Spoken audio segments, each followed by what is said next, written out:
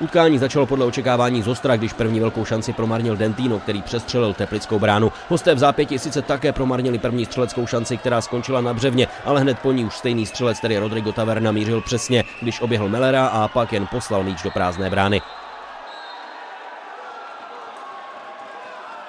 Domácí pak měli velkou šanci srovnat, ale Rešetárova akce končí na tyči hostujícího brankáře. Vyrovnání se Chrudim dočkala v 7. minutě. Do míče se ze střední vzdálenosti opřel Lukáš Rešetár a na jeho přízemní ránu k tyči Thiago nedosáhl.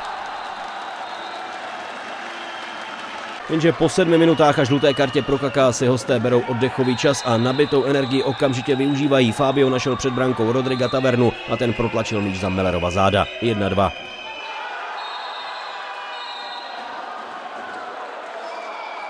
A to už je třetí žlutá karta dnešního utkání. Tentokrát ji fasuje domácí golman za faul na Paulína velkou ranou pro Erapáky, ale žlutá karta pro hrajícího kapitána. Pro Kaká je to už druhý trest a tak musí opustit hřiště. Za protesty se navíc ještě zažlutilo před očima Sydneymu a domácí publikum se hodně zlobí.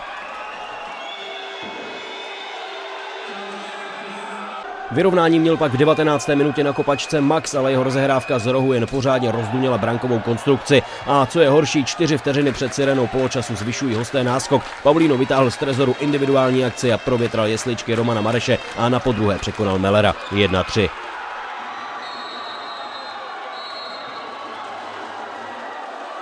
V úvodu druhého poločasu domácí zvýšili střeleckou aktivitu, ale bez potřebné koncovky. Tu největší šanci, kdy na Thiaga vyrazil sám Rešetár, vyřešil golman hostí faulem a ke svému překvapení fasuje červenou kartu. Následný Dentinův přímý kop však končí na tyči brány, kterou přišel hájit Kalina.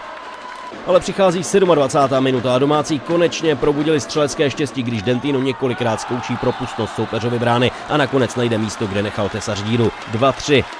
Chrudim svůj tlak nepolevuje, teď si Roman Mareš vyměnil míč s bratrem Michalem, naběhl si za obranu a po krásné akci Erapaku s přehledem překonal Kalinu. Je vyrovnáno.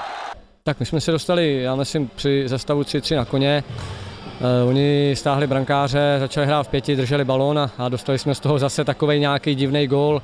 Je to tak, Teplice zvyšují tlak, ale přes Mellera se nemohou dostat, přidávají proto powerplay a nakonec sklízí úspěch, když znovu vyráží Taverna, posílá Baltic Floru do vedení a ještě si připisuje hat-trick. 3-4. Teplice pak úspěšně čelí sérii akcí a po 8 minutách si navíc zajišťují bezpečný odstup a znovu je u toho Taverna, který nachází Lejteho a ten sítí do prázdné brány. 3-5.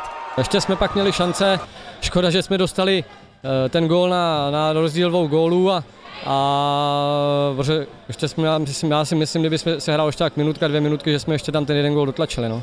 V napjatém finiši totiž domácí nehází flintu do žita a 40 vteřin před koncem ještě Lukáš Rešetár snižuje, ale závěr se blíží příliš rychle. Erapak Chrudim, Baltic Flora Teplice tedy 4-5 a stav série 1-2 na zápasy. Tak určitě to je zklamání, nebo nejenom já, ale všichni jsme si asi mysleli, že dneska vyhrajeme a byli jsme na velkém omylu. Hraje se 40 minut, nebo dokud rozhodčí nepískne, jak je konec a my jsme dneska dostali, já si myslím, lacený góly. Šance jsme tam měli nějaký tyčky. Myslím si, že při nich stálo štěstí a co dneska měli, tak jim to tam spadlo. No. Je to škoda, no.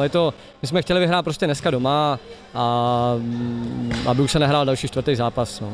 Jenže 4. zápas se hrát bude, a to už v úterý v Teplicích. Chrudim tam slibuje útočnou hru a jasnou cestu za titulem.